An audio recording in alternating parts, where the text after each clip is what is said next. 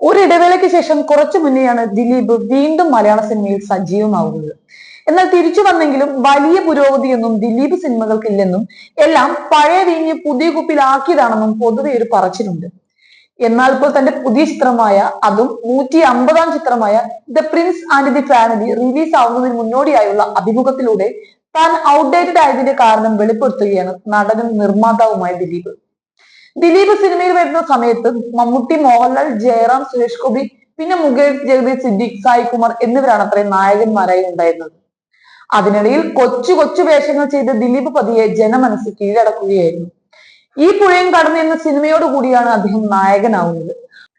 Assistant director ആയിരിക്കുമ്പോൾ തന്നെ അഭിനയിക്കണമെന്ന ആഗ്രഹം തോന്നിയിരുന്നെങ്കിലും അത് സാധിക്കാതെ വരികയും പിന്നെ പടിപടിയായാണ് സിനിമയിൽ എത്തിയതും ഇങ്ങനെയൊക്കെ ആകുന്നതുമില്ല. 150-ാമത്തെ സിനിമ ആകുമ്പോൾ വലിയ സിനിമ ചെയ്യേണ്ടേ എന്നാണ് പലരും ചോദിച്ചെങ്കിലും തന്നെ പിന്തുണച്ചത് കുടുംബങ്ങളായതിനാൽ തന്നെ കുടുംബ സിനിമ തന്നെ ചെയ്യുമെന്ന് തീരുമാനിക്കുകയായിരുന്നു അത്ര അദ്ദേഹം. ഇപ്പോൾ മൊത്തത്തിൽ സിനിമ മാറി എന്ന് പറയുന്നുണ്ട്. സിനിമയുടെ ട്രീറ്റ്മെന്റിൽ പറയുന്ന രീതിയിൽ, കണ്ടന്റുകളിൽ വ്യത്യാസം വരുന്നുണ്ട്. കഴിഞ്ഞ 30 വർഷമായി പലതരം സിനിമകൾ ഞാൻ ചെയ്തിട്ടുണ്ട്. ഹ്യൂമറിന്റെ പീക്ക് വരെ ചെയ്തു കഴിഞ്ഞു. ഇനി എന്ത് ചെയ്യുമെന്ന അവസ്ഥയും ഉണ്ട്. ഞെട്ടിപ്പിക്കുന്ന തരത്തിലുള്ള ഹ്യൂമർ ഉള്ള കഥകളൊന്നും തന്നിലേക്ക് എത്തിച്ചേരുന്നതുമില്ല. ലാലേട്ടൻ അടക്കമുള്ളവരെ കുറിച്ച് ആരാധകർക്ക് വലിയ പ്രതീക്ഷ തന്നെയാണ് ഉള്ളത്. കാരണം കഴിഞ്ഞ 30 വർഷമായി പലതരത്തിലുള്ള സിനിമകൾ ആളുകൾ കണ്ടു കഴിഞ്ഞു. ഇനി പുതിയതായി നിങ്ങളിൽ നിന്ന് എന്ത് എന്ന് ചോദിക്കുമ്പോൾ ഞങ്ങളും ചോദിക്കുന്നത് അതാണ്. പുതിയതായി എന്താണ്? വേറൊരാൾ കൊണ്ടുവരികയാണല്ലോ അദ്ദേഹം പറയുന്നു. ഞങ്ങളുടെ പഴയ ദിലീപ് എന്ന് പറയുമ്പോൾ അത് വേണ്ട, അതിന് ഞാൻ തെറി കേൾക്കുമെന്ന് പറയും.